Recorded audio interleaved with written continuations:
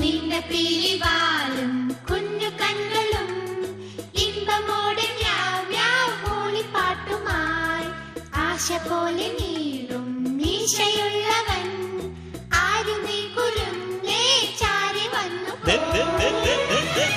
മഞ്ഞ കുഞ്ഞിക്കാതുള്ള ചക്കിപ്പൂച്ചയ്ക്ക് ചക്കര തിന്നാനുള്ളി മോഹമുദിച്ചല്ലോ. പമ്മി പമ്മി പാഞ്ഞിട്ടും പാവം നിന്നിട്ടും ഇത്തിരി ഇത്തിരിയോളം ചക്കര കിട്ടിയില്ല.